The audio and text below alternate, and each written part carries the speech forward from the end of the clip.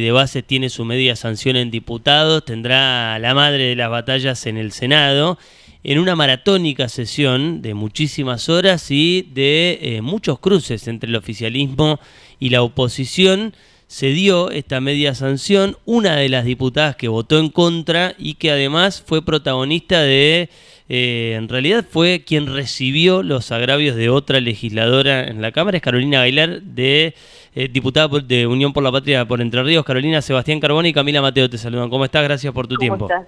No, gracias a ustedes por llamar.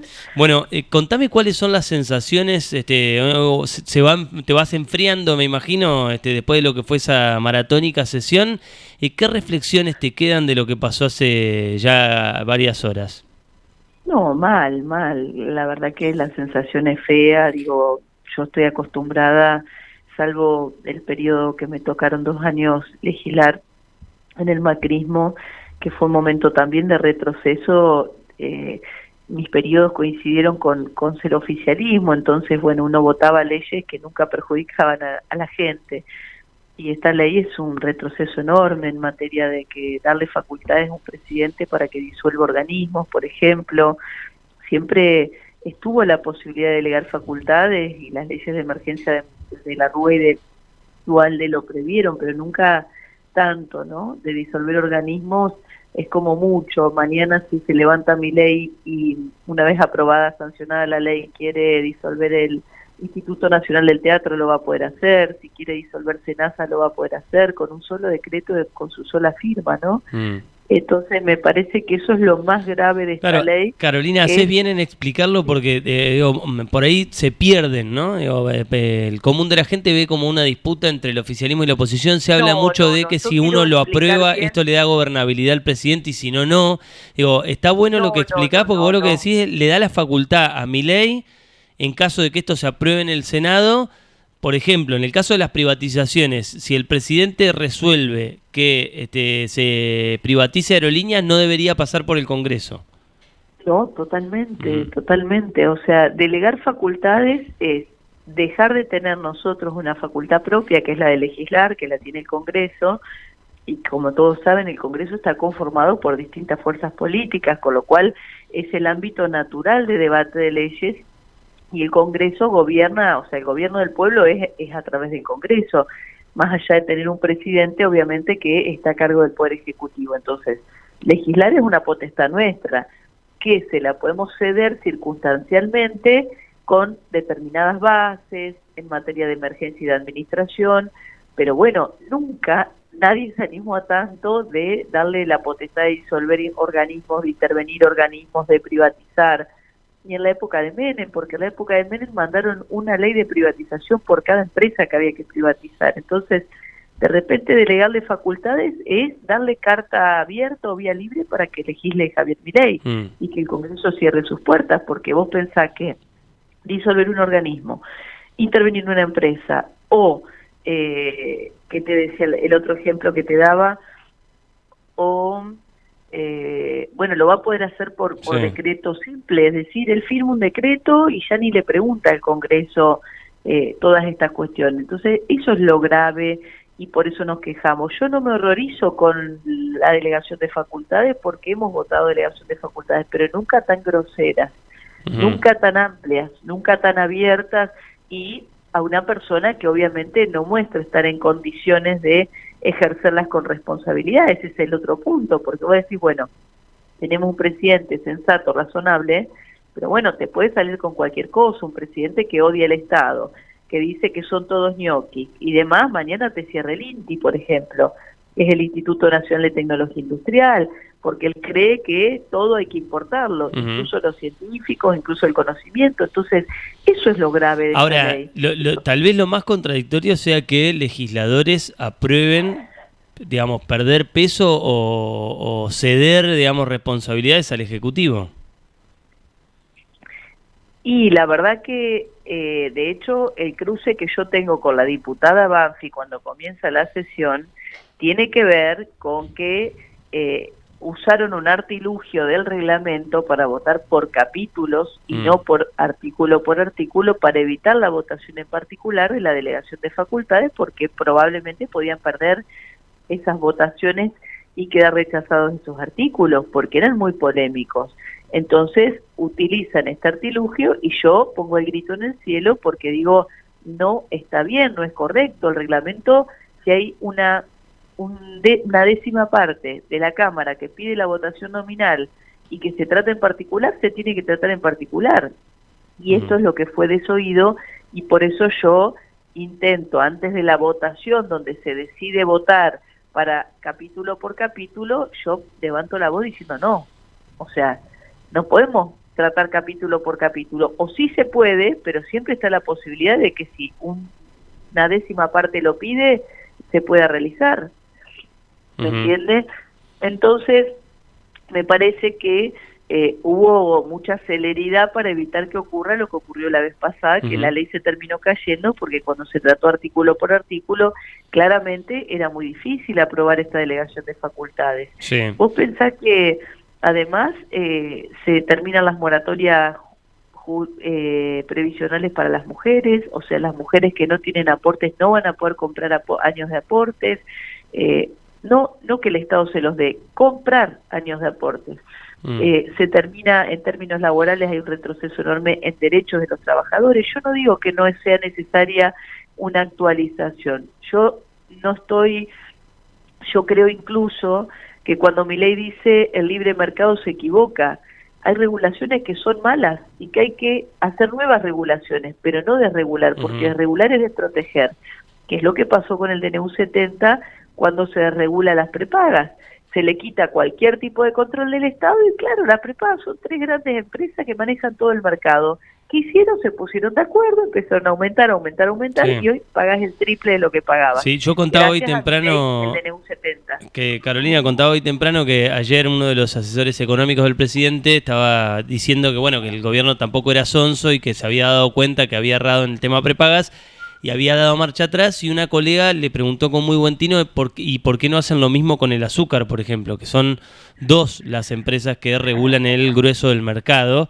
No es el único caso el de las prepagas, por ahí es el más impactante por el impacto, valga la redundancia, que tiene en el bolsillo de la gente, porque estamos hablando de mucha plata. Te voy a dar varios ejemplos y creo que esto para que la audiencia que está escuchando entienda. El Estado cuando regula es justamente porque no hay igualdad entre las partes que negocian. Vos con la tarjeta de crédito no vas a sentarte a decirle dame tal tasa de interés o cual. Ellos te ofrecen, vos aceptás o lo dejás.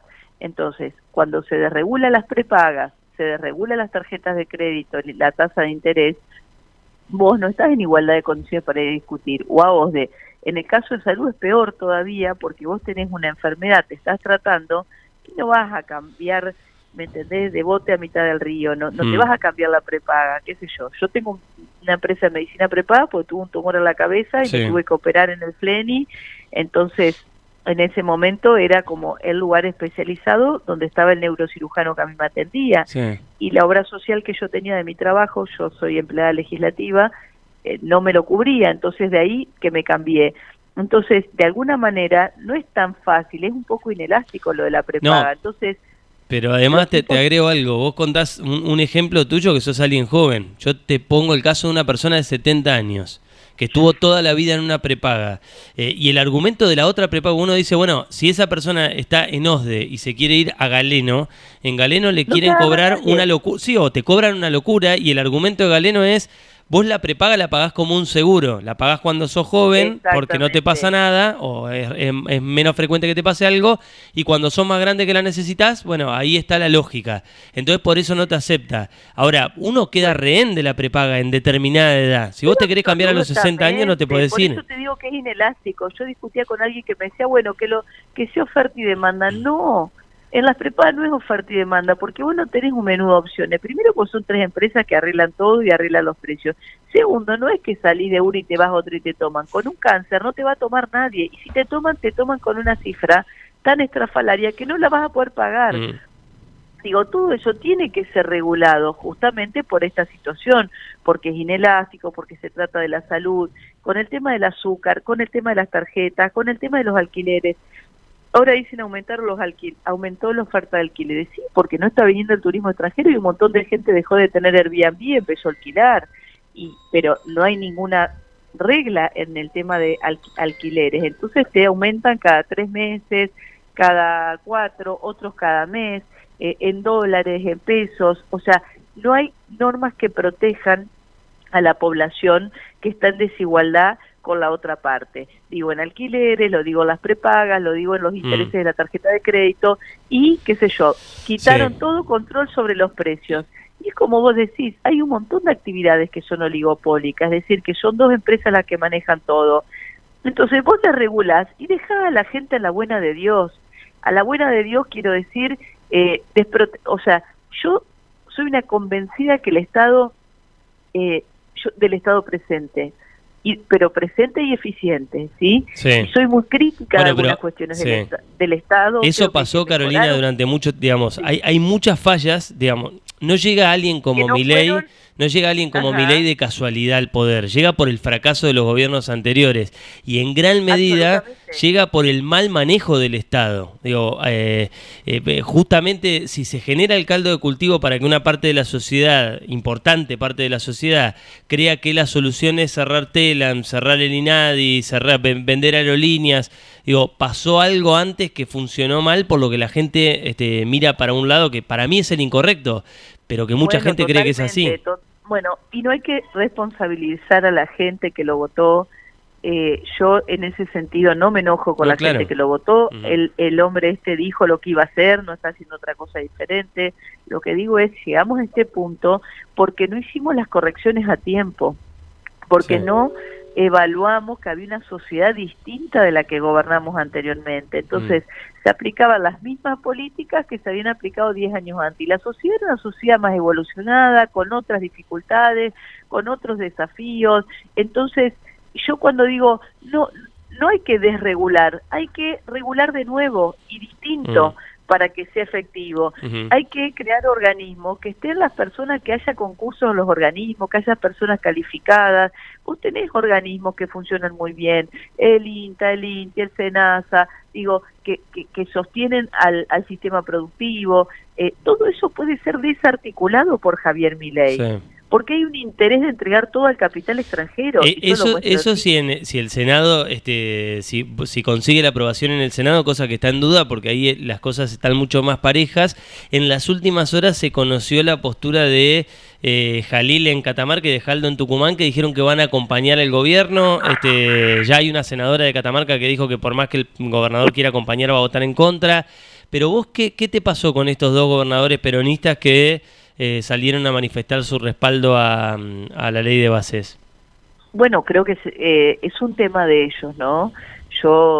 Hay que estar en los zapatos de un gobernador y demás. No lo comparto, por supuesto, me parece que se equivocan porque Milei no les va a dar nada. Es decir, yo en el caso de Rogelio Frigerio digo, ¿para qué tanta pleitesía con un presidente que detesta y defenestra a las provincias y a los gobernadores? Todo el tiempo se la pasa diciendo que no les va a mandar un peso en obra pública, les corta el FONIP, les corta el fondo compensador y van y le votan las leyes.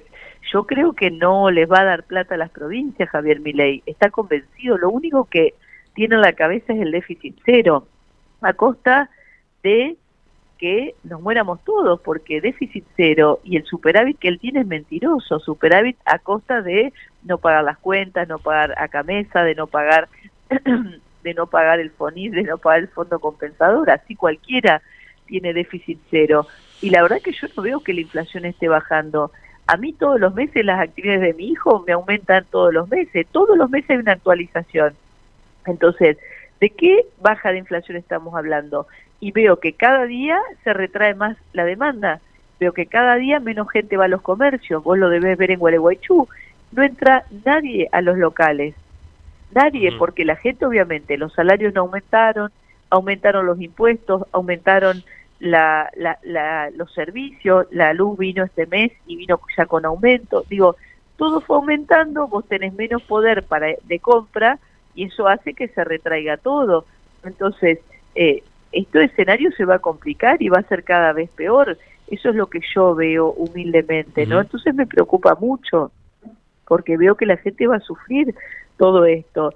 Y sinceramente la política tiene que hacer una autocrítica. ¿Cómo puede ser que en la sesión de ley de bases hablen de responsabilidad política que es responsabilidad política darle las herramientas al gobierno. No, responsabilidad política es votar a favor de los trabajadores, es votar a favor de los estudiantes, es votar a favor de nuestras empresas públicas, que nada, Aerolíneas hoy puede ser privatizada si se aprueba en el Senado, pero fue una empresa que privatizada quedó desguazada completamente. Cuando el Estado la estatizó, el Estado terminó pagando los sueldos de los empleados, terminó pagando el combustible, era un desastre privatizada, y ahora la quieren volver a privatizar, digo, cuando es la aerolínea de bandera que te garantiza conectividad, viste, la radio pública es fundamental, Telam es fundamental. El otro día decía Gisela Marciota de Telam que un montón de medios copian los cables de Telam, sí, eso es cierto, que son de Telam, sí. y usan muchísimo la agencia estatal. Eso es cierto. También es cierto que volvemos un poco a lo anterior,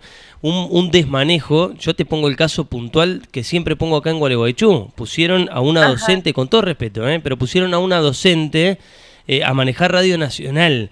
Entonces muchas veces funcionó el Estado como aguantadero de la militancia o como vení, te ubico acá. Entonces hubo un desmanejo tal, y yo coincido en que no tiene que cerrar Telam, no tiene que privatizarse Radio Nacional, creo que son importantes. Bueno, ahí pero tenemos un punto en común, yo coincido con vos. A los lugares tiene que ir gente que esté en el tema, que esté preparada. El Estado es de la gente, no de las agrupaciones políticas ni de los dirigentes.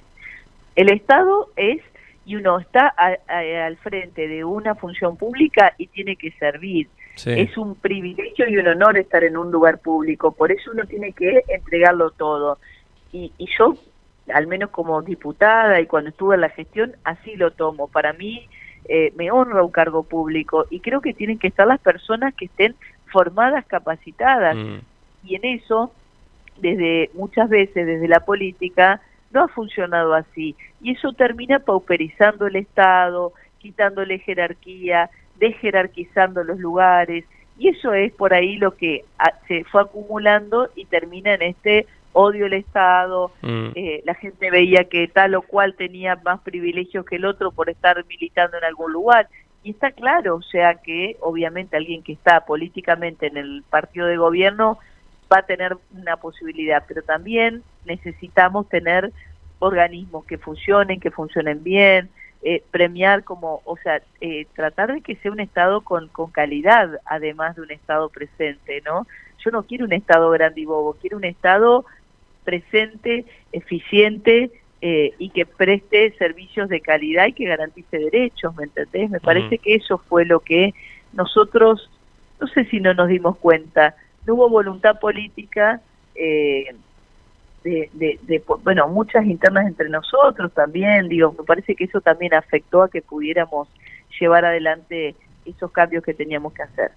Buenos días, Carolina, ¿cómo estás? Camila te saluda. Bien, ¿cómo estás vos? Todo bien. Bueno, te voy a traer un poquito de vuelta a la ley de bases, sobre todo porque vos, al ser diputada, digamos, por Entre Ríos, obviamente velás también por los derechos de los entrerrianos. Entonces, un poco para que le expliques a la audiencia esta postura, digamos, de no acompañar la ley de bases, ¿cómo ves vos que afectaría o impactaría en nuestra provincia su aprobación completa? No, afecta la vida de los trabajadores porque van a tener menos derechos. De ahora en más el trabajo no registrado no tiene multa, el periodo de prueba se extiende. Digo, afecta a los entrerrianos en particular la ley de bases. Afecta a que Entre Ríos y Aerolíneas se privatiza, probablemente el vuelo a Paraná no venga más y nuestra provincia deje de estar conectada. Afecta a que cientos de mujeres en Entre Ríos no van a poder acceder a la moratoria jubilatoria, las que no hayan tenido los aportes suficientes. Entonces, afecta, te estoy diciendo las afectaciones concretas. El gobierno, el INTI podrá ser disuelto, el Instituto Nacional del Teatro, que es un organismo que funciona no bien, súper bien, y que es muy democrático y que tiene un consejo de dirección. De hecho, el representante, cada provincia tiene un representante del Instituto del Teatro, en este caso es de Gualeguay, Gastón, del Centro Cultural Libre de Marzo, garantiza que nuestros espacios teatrales tengan los fondos y los aportes. También podrá ser disuelto, porque de hecho en la ley de bases que mandaron a principio de año estaba la eliminación del Instituto Nacional del Teatro. ¿Qué va a propender eso? a que se centralice todo en Buenos Aires y no vengan a las provincias como estaba viniendo las ayudas. Quien asumió ahora en el Instituto Nacional del Teatro dice, bueno, les voy a dar a cada espacio teatral según las entradas que vendan. Y no, nosotros en el interior no es según las entradas, vos tenés que apoyar a cada espacio para que siga vivo, porque el teatro hay que acompañarlo, la actividad, no es que da plata tener un espacio teatral en el interior. Entonces hay un montón de actividades que tienen que ver con la cultura que obviamente se ven resentidas con esta ley de bases, porque claramente las bibliotecas populares, por ejemplo, también la ley de la CONAVIP como organismo de apoyo a las bibliotecas de todo el país también puede ser disuelta, porque está dentro de las facultades de Javier Milei, y yo no tengo dudas que lo van a hacer, porque hay un intento de barrer con todo lo que no piensa como ellos, y en la cultura es el sector más crítico, si se quiere, al actual gobierno. Entonces me parece que ahí tenemos que abrazarnos todos, independientemente de los partidos políticos, para defender la cultura, defender la educación, que también está en crisis, porque el gobierno de Javier Milei no está enviándole el presupuesto a las universidades públicas, y esto termina en arancelamiento, no hay otra alternativa. La universidad pública al mes de junio no va a poder pagar los sueldos a los docentes si no le aumentan el presupuesto.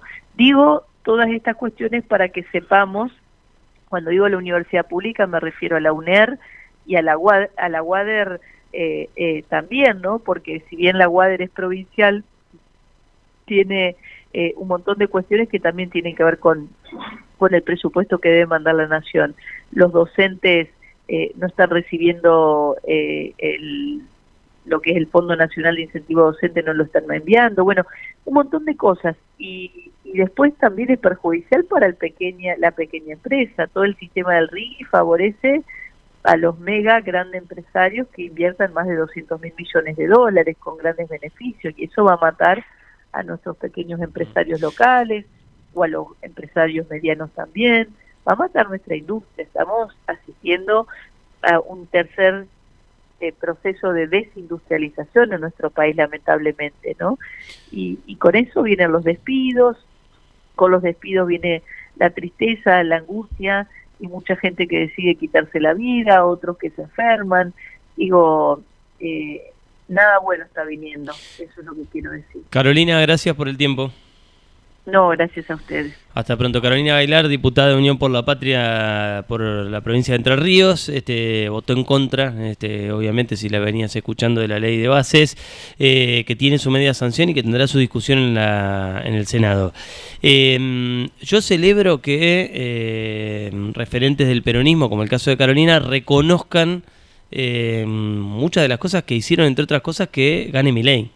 Digo, porque hubo durante mucho tiempo, y ahí uno entra en la cuestión de si no nos dimos cuenta, si se dieron cuenta tarde, si se dieron cuenta y no quisieron hacer nada, pero el peronismo utilizó el Estado en muchos casos para contención política, para, bueno, vos estás militando acá, entonces te voy a poner allá, vos vas, entonces se generaron estructuras hiper grandes. Ese estado elefantiásico y bobo que dice el presidente tiene razón en un montón de las cosas que plantea. Claro, después lo que hay que ver es cuál es el camino de solución para eso.